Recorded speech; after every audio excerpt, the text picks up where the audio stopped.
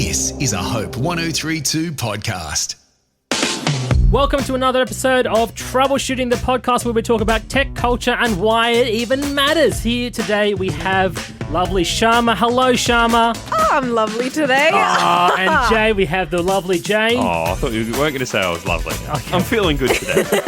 I'm trying to get my non-existent hair out of my head. And Sam as well. We've got some great topics Also today. lovely. Oh, thank you so Not much. quite as lovely. Okay, well, that's besides the point. We've got some topics today, Shammah. What are we talking about? We're talking about ChatGPT and uni. Okay. Jay, what do you have today? Weaponized misinformation garbage used to deal with AI chatbots. I love that. That made it sound way more interesting than it probably will be, but we're going to go with it. Well, since you're so keen, Jay. A few months ago, I saw a tweet. Actually, no, sorry, it wasn't a tweet. It was a Reddit post. I'm just looking at a screenshot of it now. Of someone complaining, how do I protect my generated images from being used by other AI? And this person says, I'm an AI artist. I've been making some cool stuff, but now I'm worried. What if my gens get stolen by other AIs? A company called Cloudflare, they're one of those, you probably actually may have heard of them. They're one of those companies that they're very important and no one really knows why, because they provide a lot of the infrastructure and the back end of the internet. So they're not like Facebook or Amazon or wherever, where they have a physical presence that's actually in people's minds. They're just in the background. They have announced a new feature called the AI Labyrinth. And the concept is, if they detect a bot that is trying to scrape data from a website that they're protecting, rather than blocking it, because then the bot just tries again from a different IP, what they're doing is they're letting it in. They go, come here. We've got all this information. Just turn left and then go down the hallway. There's all the information you want, and all of it is wrong. It is unrelated to the website. So if you've got a website about, I don't know, entomology, and it's all about insects, it will let the bot in, and it's going, I just want to know all the things about the grasshopper, and it lets you down this hallway, and it just shows you all this stuff that has nothing to do with grasshoppers. That's so good. And they've been very specific about that because they've realized, like, it's a really cool idea. Let's just throw everything at it that's wrong and incorrect. What happens when these bots start looking at all this incorrect information and then respond? I'm a 12-year-old kid. I'm doing an assessment on grasshoppers. I asked ChatGPT, tell me everything I need to know about grasshoppers. It comes back going, they have 17 heads and 47 thoraxes. And I go, cool, that's really nice. I fail my assignment. So the point of it is to make bots useless to function and confuse them and give them unrelated information and basically like wear them out. I think that's fantastic. I love that. My mind immediately went to, well, how is Cloudflare getting the information for this false information? Oh, AI bots. Exactly. Oh, no! But where I was going with that is that imagine they use AI bots to create that content, which then feeds into other AI bots, which then their AI bots feed off. So eventually you go with like false information about grasshoppers and you go full circle back to like the correct information about grasshoppers because it's trying to falsify the correct We've gone information. 360. Yeah. That probably won't happen, but that's just the funny thing about AI and how those models work. I think it's a good idea, in theory. What about you, Shammah? I'm trying to think of like how effective that would be. Correct me if I'm wrong. There'd still be like a 50% chance you'd get the right information, right? Well, so Or more. It takes a long time for the information that bots scrape from the internet to be pushed out as like... So if we're talking about ChatGPT, it takes... Like, it's not like one individual response changes the entire algorithm. Like it's repeated information, repeated context, repeated ideas are what feeds into the model. So when you ask the question, it'll feed it back. So it won't be like a percentage thing. It'll be like a conscious shift of AI's response over time. So it would take a while. It would take a while, probably. Yeah. So they're obviously being a little bit careful in detailing exactly how it works, because as soon as they do that, then the bots figure out how to go around it. But they've said that the content that's being served to bots is deliberately irrelevant to the website being crawled and is carefully sourced or generated using actual facts to avoid spreading misinformation. And it designs the trap pages and links to remain invisible and inaccessible to regular users, so you're not on a website and accidentally wind up going down this rabbit hole of unrelated information. And it's designed to be a honeypot for bots who they interact with websites a very different way to how humans do, rather than looking at the actual pictures and colourful banners and everything that we see when we look at a website. They just look at the code and they're just passing through the code, finding things that are relevant. Like when you read a book, like an encyclopedia, you don't read the encyclopedia from start to finish. You just skip through to find the bit that you're looking for and go, there's grasshoppers, sweet. And you skim the page and go, I want to learn how many thoraxes a grasshopper has. There we go. Write that in my homework assignment. Think about it like resource management. So because it costs money to run these bots, right? They're not free. Yeah. Somebody's paying for them, and it's the companies that are using that data to do something with it. And so if you can waste their time, therefore resources, therefore money, it de-incentivizes them to do that. Because why would they scrape data from websites when all they get is garbage? I'm thinking about it visually. Yep. That's Little where robots I think I'm going going. down. You're in the labyrinth. The Minotaur's coming. Yeah. There's a little robot walking down the aisle with little shovels. Yeah. And so it's being summoned. It's being summoned. Yep. If it just chooses not to be summoned, But they're not that smart. Well, that's the thing. Okay. So it's about encouraging. So it's not like they're being summoned. It's they're like they use the analogy of a labyrinth. It's they're going through the labyrinth themselves, and they're looking through the website, and they're just positioning it so that it's really easy for bots to go down the wrong way. They're not They're not going. So Come they here, little could- body. That was probably I shouldn't have said that. So they could still go the right way. They is could. what I'm hearing. It's like water. Water can go in whatever direction Yeah. it wants, but it will always follow the easiest path. Same with electricity. Bots are always going to follow the easiest path. So it's about Okay. setting up the labyrinth so that the bots go down the easiest path, Yeah. which happens to be the hardest path. So all of this, Jay, what it sounds like, what it actually means for us is immediately a boatload of nothing. Like day to day. Yeah. Tomorrow we won't see a change with anything that we use, but if this type of thing keeps on working and keeps on changing the way that these bots are able to get information over the long term, is the idea that we'll see more accurate, more truthful, more representative information? Is that like is that the end goal of this? The end goal of this is to protect. So it's a free feature. Anyone who uses Cloudflare to protect their resources can enable it on their websites.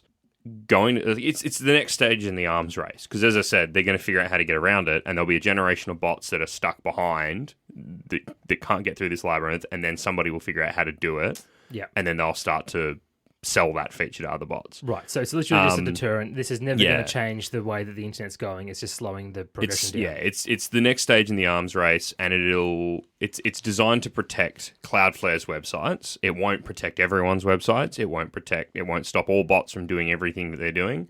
But if you are an artist who wants to protect your art, if you protect your website with Cloudflare, it will be slightly harder for bots to scrape your art and then use it to build their AI generated models. And today I'm going to be talking to you about some really interesting stuff with livers. But my first question for you, Shammah, is, are you an organ donor? No, and purely because I don't know how to do it. Okay. That's fair, because I actually got a letter from the Service New South Wales, whatever they are, saying that you're not an organ donor. I was like, I'm pretty certain that I am. And I had done it in the past, but somehow it lapsed anyway. But yes. Is that handled by Service New South Wales? I'm pretty certain that it is. I don't know who it is. You've donated organs in the past. I haven't. No. But you need Is that why you're missing an eye? Oh, that makes so much sense. I don't like you can do eye transplants anyway, but no. Organ donors. Typically, when you're in an accident and you've passed away, but you're able to live on through other people, literally by donating your organs to them, which is super cool. I think it's a great thing. I am an organ donor, and I encourage everyone to be one. But in China, there has been an experiment with a man who has been successfully received a transplant from a pig's liver. Now, the man in question was unfortunately brain dead, so it was more of a scientific experiment around, will this actually work? And the pig had some genetically modified characters about it that made the transition between pig and human more successful. But my question for you guys is to me, it feels a bit uncomfortable. Like, there's one thing having an organ donor from a person who has unfortunately passed away and then that's available. But there's another thing from like an animal. It just feels a bit strange. Like, what are your thoughts on that, Jay? I mean, the obvious advantage is if we're able to farm organs, like just putting aside ethical questions and blah, blah, blah. If we're able to farm organs, the problem with organ donation, as I understand it, I am not a surgeon. This is not medical or legal or financial advice. My understanding is you've got a very limited time between person has accident, passes away, we've got their organs, we're keeping them on life support. And there's the whole organ register, and there's a list of people who are entitled to it first, and it feels a little bit, from stories I've heard of people who've had to go through this process, it feels a little bit like you kind of almost like you just get a phone call one day saying, hey, someone's just died, we've got the heart, liver, kidney, whatever. Can you get to a hospital now? And is it a hospital if you're on holidays in, I don't know, Orange, and you get the call saying, hey, we've got a kidney for you, but you live in New Zealand and you can't just fly back to New Zealand to get the kidney. Well, sucks to be you. It goes to the next person on the list. Whereas if we have an ability to farm organs and grow them, then that seems like a plus, because it means we can actually start to help the people who are stuck on this transfer list waiting. We can actually help them get on with their lives. Yeah, okay. And it's not that whole, you just get a phone call one day saying, we've got the kidney, where are you? Yeah. And you might miss out. It's a case of, all right, cool, we'll schedule you in for next month and we'll put you in with a, pig kidney, liver, whatever. Yeah. What are your thoughts, Shammah? My initial thought goes to the fact that the man was brain dead. How do they know that it was beneficial? When you mean beneficial, like... As in, like, the quality of life. How do they know that it's, like, a good enough thing to invest further into looking into, Yeah, okay, I see what you're saying. I think, now, again, not a medical professional. I'm thinking about this from a swap and replace type thing. Like, a liver has a finite function. It does a certain thing in our bodies. And there are ways and metrics that you can validate its performance in inverted quotes and commas in terms of, like, is it actually doing its job as a liver in a body? And so you can, if there's a healthy human that has a healthy liver, and then you take that liver out and you put in another one from a pig, and you look at the numbers that come off whatever tests that you do to validate it, and you're like, oh, it's behaving the same. And the human body that's got this pig liver in it isn't rejecting it, so that the organ isn't dying, then it's like, well, that's a success, isn't it? Because on all levels of success, it's the same, it's performing the same, and the body's not saying, this is weird, get it out of me. During a 10-day observation period, the porcine liver produced bile and porcine albumin. I don't know if I'm saying that right. Maintained stable blood flow and showed no signs of rejection. So, yeah, it effectively, over 10 days, which is not, as you say, they might not. Yeah. The guy might have woken up and then just been screaming in pain the whole time because of something else. But as far as they can tell from this particular transplant, the liver was accepted by the body. And it is one of those things that medical... For 10 days. Yeah. And I always find this kind of medical things just... It feels weird because it's like you're playing God a little bit in this sense because, who's to say that we should be doing this anyway? I think it's great that people have developed these tools and ways of making people healthy. It's just a question of, should we do it?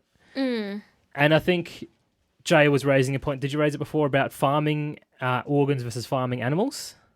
Didn't quite get that far, but yeah, it certainly feels icky to raise an animal as an organ donor, but the other option would have been would be raised for ham and bacon, and is there a difference between the two? Well, it's a good point. I don't know.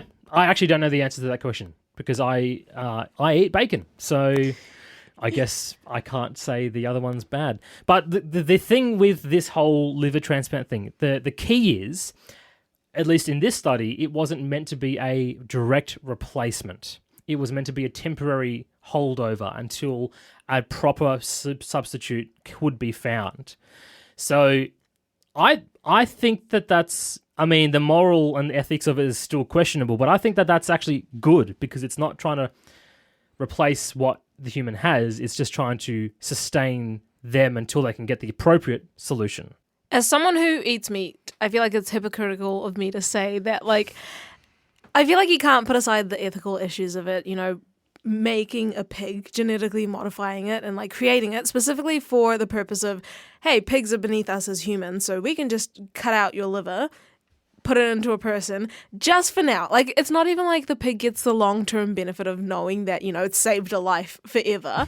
It saved someone for like 10 days, Well, to be fair, most human organ donors don't get that benefit either because they're already dead. Their families do. The families get to have that, but yes. I'm thinking of The specifically pig's families probably don't care either. Yeah. they don't get to care because they're the next one 10 days later. It's just a rolling every 10 days. This guy's got to go in for surgery, get a new liver. Oh, that's yeah. But yeah, that's a no, thought. as someone who eats meat, I feel like I can't like speak too much on the ethics of it. But it just feels a little, like you said, icky, just thinking that, you're raising pigs with the sole purpose of you're going to be an organ donor. And it's like I suppose they don't consent to eating either. Being eaten. Yeah. Yeah. Oh, sorry. Yeah, that's what I mean. But I think that Pigs very much do consent to eating. They will eat. oh, they will anything. eat. Yeah. Now, what I was going to say with that as well, like from a biblical perspective, we're talking about how humankind has been created under God's vision, and that humans are in charge of animals, right? So that's something that we understand, and so the use of animals for food is actually like not wrong. You say that we've got dominion over animals. Why then are we making ourselves part animal? Well, I don't know. I don't know. And that's one of the things that I raised earlier in the conversation is, are we playing God? Because, like, we have authority over animals from a biblical perspective, but does that mean that we should be using genetically modified organs to sustain human life? I don't know. It's the whole thing about all these companies as well saying, let's cryogenically freeze these people so that we can figure out cures for their diseases later in life. To me, that all kind of falls into the same bucket of, I don't know if this is the right, as humans, should we be doing this? I don't know. Unfortunately, there's a lot of things that we wouldn't know in science without some deeply unethical people. This is very true. Let's not talk about what happened during the World Wars and the advances to medical science. Like, not going into that, but like just saying, we're not going as far as we used to do in science because we've got ethics and because we're having these conversations. There will be people who argue that we shouldn't be doing this with pigs. There will be people who argue that it's no different to farming them for meat. I'm curious to see, because we're going down... Have either of you looked into lab-grown meat? A little bit. That seems less morally... Yeah. concerning. So from what I've heard, I haven't had an opportunity to try any yet. From what I've heard, you're basically just like growing a chicken nugget. Yeah. It doesn't quite taste like chicken nugget. It doesn't quite feel like chicken nugget, but it's in most ways chicken. It just didn't actually come from a living animal. I reckon we're probably, if we're going down that road of growing meat, it probably isn't too much of a difficulty to start growing organs. And we start going down the road of, rather than growing pigs to be slaughtered to have these genetically modified livers placed into us, we just start growing our own organs. See, that removes a lot of the moral compass problems out of the equation, because now you're not using an animal for that purpose.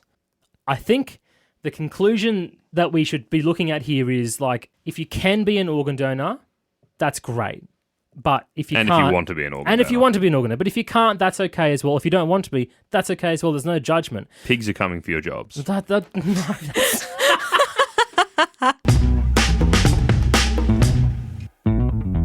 On the topic of ethics, yet once again, talking about ChatGPT and uni, because I am back in uni, and I took a break last year, but the year before when I had started, they made it explicitly clear that you cannot use ChatGPT. You can't use AI for anything. Whereas this time around, this semester started, and they sent like a whole thing of how you can use AI. As in, like, you have to reference your AI. And if you are using AI, you have to basically acknowledge the fact that you have. Mm-hmm. But then I think to myself, like, I feel like AI is now becoming like an intrinsic part of how we as humans sort of operate, especially in the workspace and school spaces and stuff like that. Yep. Where do we draw the line? Because I don't know how to reference AI, so I'm not going to reference AI, but I'll probably to some degree, go to ChatGPT and say, hey, what does this mean? So answer me this: why has uni done a backflip almost on their policy on AI and ChatGPT and all that kind of stuff? Like, why have they done that? Because they know that people are using it.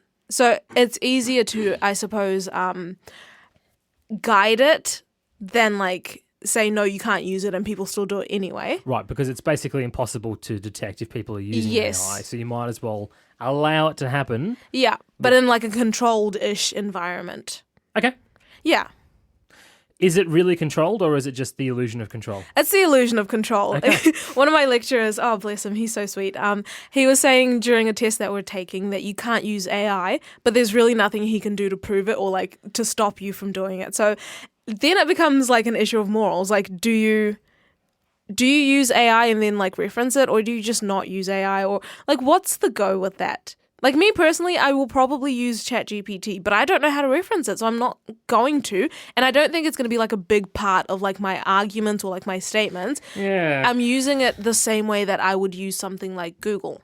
Yeah, that's what I was about to say, is that I feel like, okay, so apart from the information that ChatGPT or other we use ChatGPT as like the overarching term for AI chatbots. Yeah. Every organization that cares about AI has one. Yeah. But where I think that AI has its use cases is something like a supplement for Google. Mm-hmm.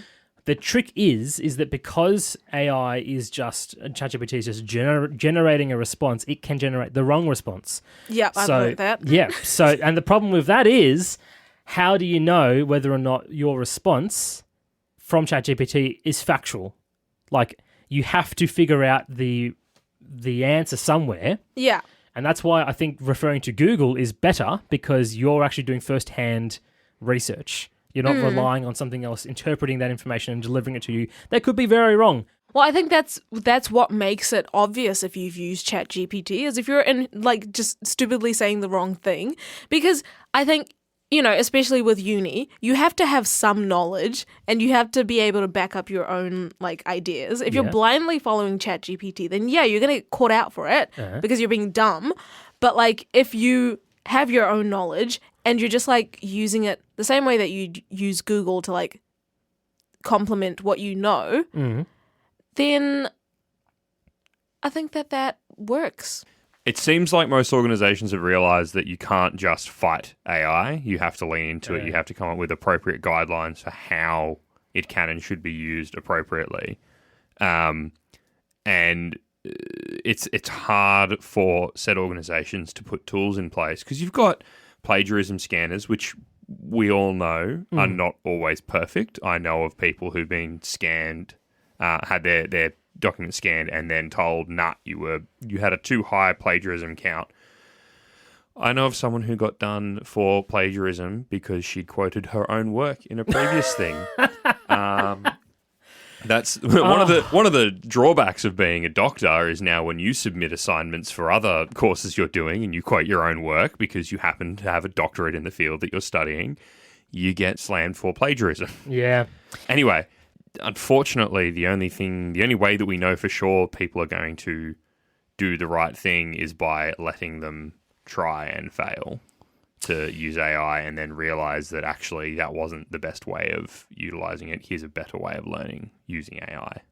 But yes, yeah, I think I'm probably going to continue to utilize, not use ChatGPT, utilize it just to supplement my work, not explicitly to like copy paste, because I think that's an issue and I think that's so detectable.